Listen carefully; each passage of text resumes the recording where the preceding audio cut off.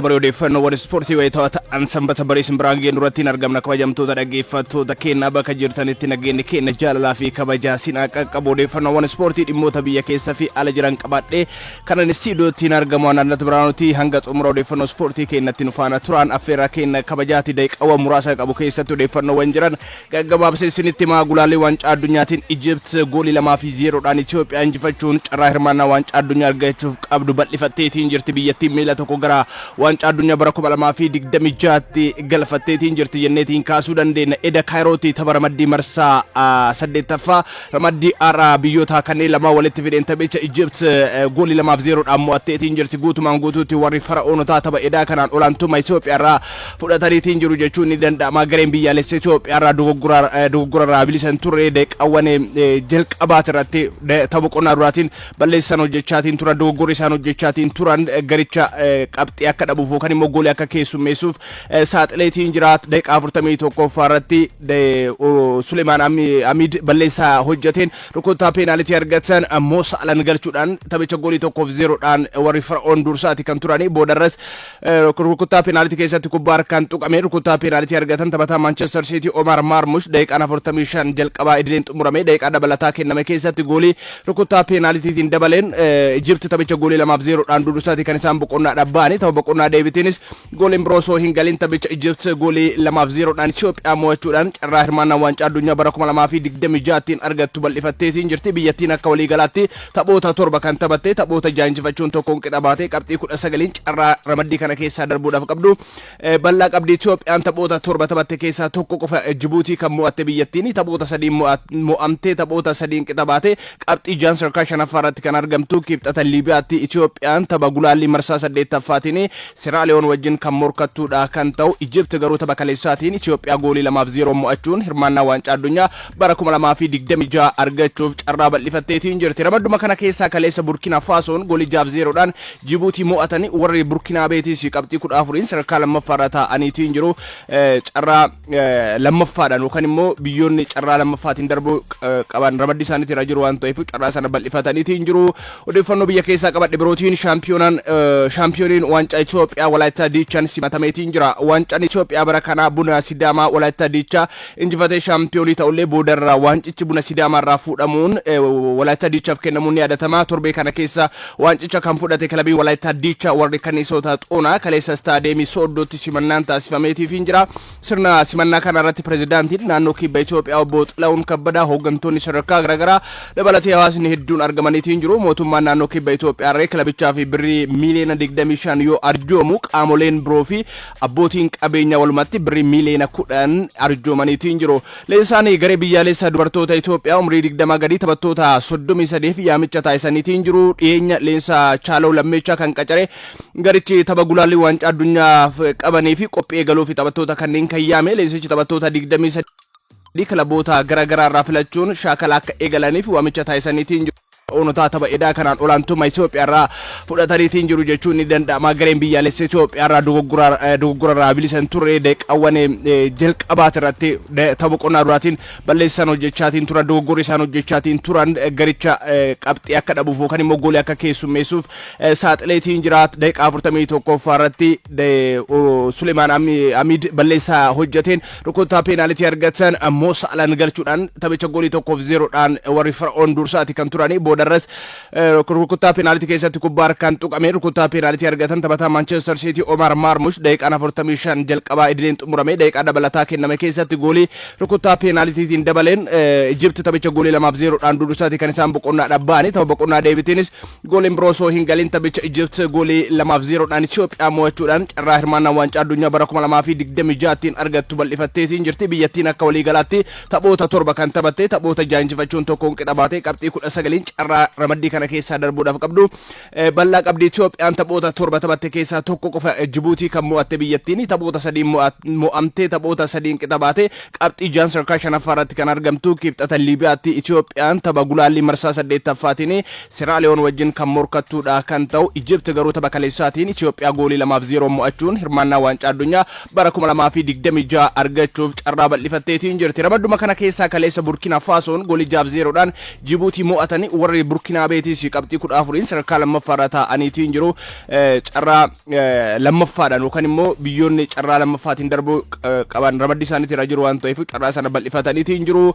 Odeeffannoo biyya keessaa qabadhe birootiin shaampiyooniin waancaa Itoophiyaa Walaayittaa Diichaan simatameetiin jira. Waancaan Itoophiyaa bara kanaa buna Sidaamaa Walaayittaa Diichaa injifatee shaampiyoonii ta'ullee boodarraa waancichi buna Sidaamaarraa fuudhamuun Walaayittaa Diichaaf kennamuun ni yaadatama. Torbee kana keessa waancicha kan fudhate kilabiin Walaayittaa Diichaa warri Kanniisota Xoonaa kaleessa staadeemii Sooddootti simannaan taasifameetiin jira.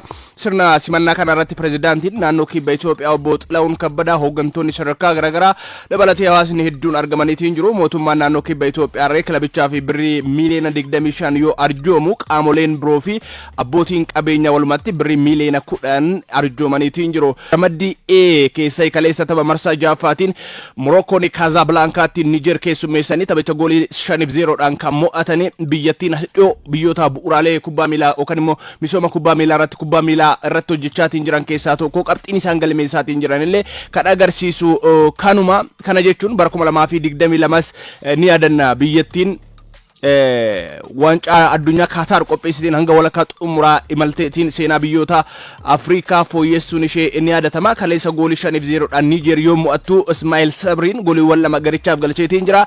Elkaabii Elgaamnee fi akkasuma Onaay gooliiwwan tokko warra Morokootiif kan galchanii. Morokkoon taphoota 6 ramaddii kana keessaa taphattee jaanuu mo'atteetiin jirti. Gooliiwwan 19 morkattoota ishee irratti hin galchite biyyattiin goolii 2 qofa kan keessummeessite qabxii 18tiin gubbee ramaddii kanaarra teessee hirmaannaa waancaa addunyaa bara 2026 Kanaadaa, USA fi Meksikoon waliin qopheessanii fi tikkeettii kutatteetiin jirti. Ramaddii B keessaa kaleessa morkii tureen Senegaal direesee irrattiin Sudaan keessummeessitee taphichaa Senegaal goolii 2-0dhaan mo'atanii Kalidoo Kulibaalii akkasuma Ismaa'eel Saar gooliiwwan injifannoo Senegaal galchaniitiin jiru. Ramaddii kana keessa DR Kongoon kaleessa goolii 4-1 Sudaan kibbaa waan mo'atteefu ramaddicha amma DR Kongoodha qabxii 16 dursaatiin kan jirtu. Senegaal ammoo qabxii 15 sadarkaa lammaffaarra ta'aniitiin jiru. Taphoota hafaniin morkiin biyyoonni kunneen lamaan taasisan kan eeggamuudha. Afrikaa kibbaa tillee biyya hirmaannaa waancaa addunyaa argachuuf dhiyaatte taateetiin jirti.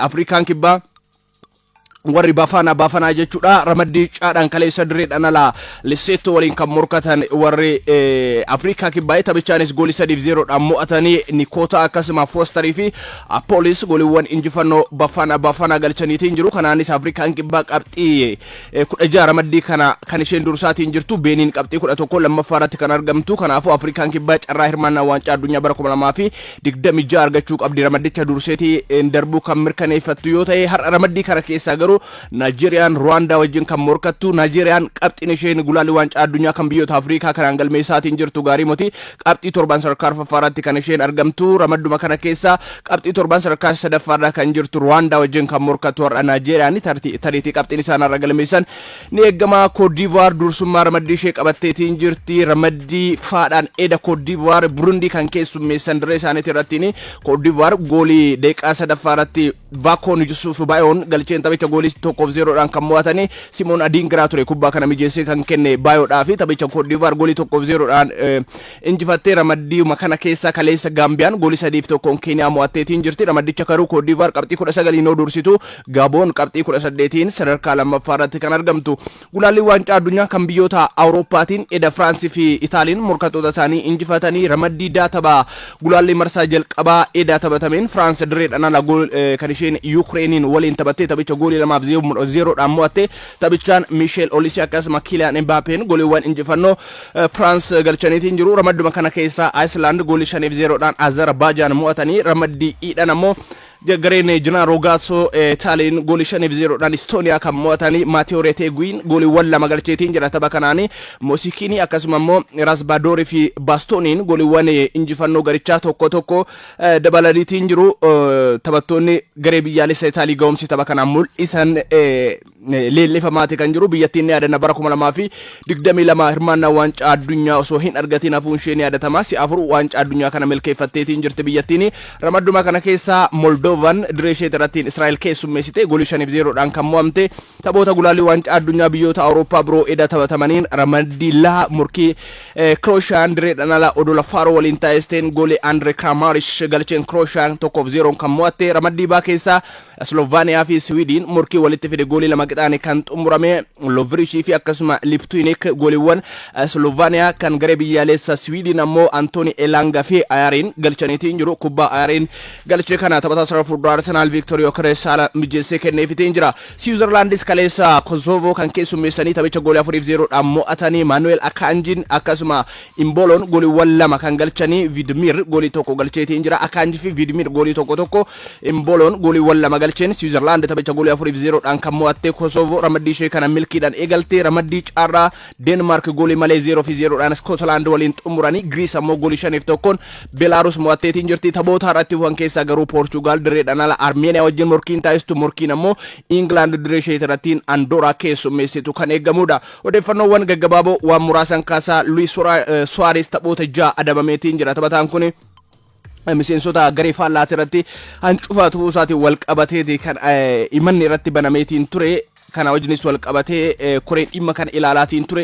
Luis Suarez irratti adabbii taphoota 6 dabarseetiin jira. Taphattoota amala fokkisaa qaban keessaa yookaan immoo dirree keessatti yeroo baay'ee taphattoota wajjin walitti bu'an taphattoota ciniinan ta'uus argineetiin jira. Luis Suarez ammallee aguma umuriin isaa deemaatiin jiru waan hangas mara amalaan bilchaachaatiin jiru fakkaatu. Luis Suarez adabbiin taphoota 6 irratti darbeetiin jira. Leensaan Paris Saint-Germain Luis Enrique ammoo yaalii baaqsanii yaaluu taasisuu fi leensaan shaampiyoonii Awurooppaa Paris Saint-Germain taasisan kuni osoo biskileetii oofaatiin jiranu biskileetii irraa kufanii naannoo morma isaaniitii irratti miidhamni gaheetiin jira. Miidhama isaa mudate kanaaf jecha wal'aansa baqsanii yaaluu taasisuudhaaf akka ta'anidha odeeffannoowwan bahaatiin jiran kan beeksanii. Paris Saint-Germain illee dhimma kana ifoomseetiin jira.